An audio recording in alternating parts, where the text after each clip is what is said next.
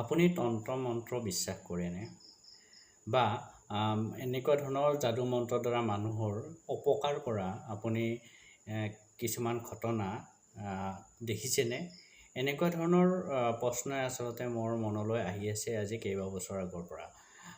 1994 চনৰ ঘটনা। তেতিয়া আমাৰ মাৰ কিছু অসুস্থ হৈছিল আৰু অসুস্থ হওঁতে আমি মেডিকেলত ভৰ্তি কৰাইছিলোঁ। তেতিয়া ডক্টৰে অজস্ৰ ট্ৰিটমেণ্ট কৰাৰ পিছতো যেতিয়া ভাল নহ'ল, তেতিয়াই উপায়ান্তৰ হ'ল এজনী মাইকী মানুহৰ পৰামৰ্শ মতে আমি অজাৰ ওচৰলৈ গ'লোঁ। বেজৰ ওচৰলৈ যাওঁতে তেওঁ কিছু বিধান দিলে আৰু তেওঁ যি কৈছিল সেইমতে কৰোঁতে মাটিৰ তলত পুতি থোৱা কিছুমান বস্তু আমি পালোঁ, গাৰুত কিছুমান বস্তু পালোঁ।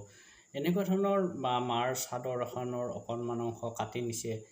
এই গোটেই অংশ নি পেলাই যাদু মন্ত্ৰৰ দ্বাৰা মাইক অসুস্থ কৰি পেলাই মানুহজনক দুৰ্বল কৰি এটা মৃত্যুলৈ ঠেলি দিয়াৰ ষড়যন্ত্ৰ কৰিছিল দুজনমান মানুহে।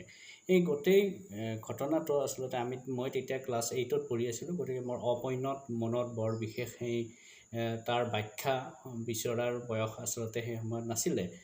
গতিকে কিন্তু এই ঘটনাখিনিৰ প্ৰত্যক্ষদৰ্শী হিচাপে মোৰ অত বছৰত এই ঘৰে অহৰহভাৱে কঢ়িয়াই লৈ ফুৰিছোঁ। মই বিভিন্ন ব্যক্তিৰ লগত আলোচনা কৰিছোঁ, বিভিন্ন আনকি বেজৰ লগতো মই কথাখিনি পাতিছিলোঁ, যদিও তাৰ বৈজ্ঞানিক সত্যতা আজিলৈকে নাপালোঁ।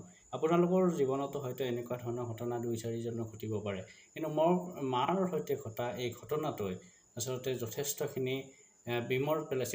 মই এজন বিজ্ঞানৰ ছাত্ৰ হিচাপে এনেকুৱা ধৰণৰ ঘটনাবিলাক আচলতে বিশ্বাস নকৰোঁ, কিন্তু যিটো সন্মুখত ঘটিছে সেইটোকতো অস্বীকাৰো কৰিব নোৱাৰোঁ।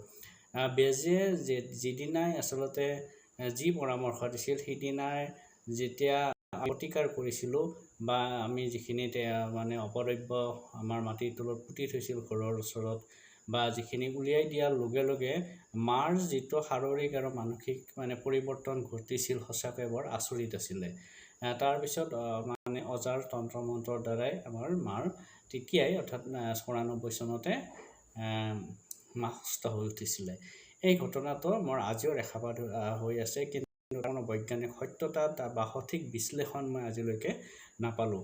এনেকুৱা ধৰণৰ ঘটনা আচলতে আপোনালোকে যদি কাৰোবাৰ জীৱনত ঘটিছে বা কোনোবাই যদি জানে ইয়াৰ বৈজ্ঞানিক সত্যতা আছে নে নাই, বা ই কেনেকুৱা ধৰণৰ এটা ঘটনা বা প্ৰক্ৰিয়া, এই বিষয়ে যদি কোনোবাই জানে জনালে সুখী হ'ম। এনেকুৱা ধৰণৰ ঘটনাবিলাক আচলতে ক'বলৈ মন নাযায়, যদিও আচলতে মনৰ ভিতৰতে খুউদাই থকাৰ কাৰণে আপোনালোকৰ লগত মই শ্বেয়াৰ কৰিলোঁ। যদি আপোনালোকে ভাবে এনেকুৱা ধৰণৰ ঘটনা কিবা বৈজ্ঞানিক সত্যতা আছে বা তাৰ কিবা যদি মিছ হয়, তাৰ কিবা যদি বিশ্লেষণ আছে, যদি আপোনালোকে জনায়, তেতিয়াহ'লে মই যথেষ্ট উপকৃত হ'ম। ধন্যবাদ।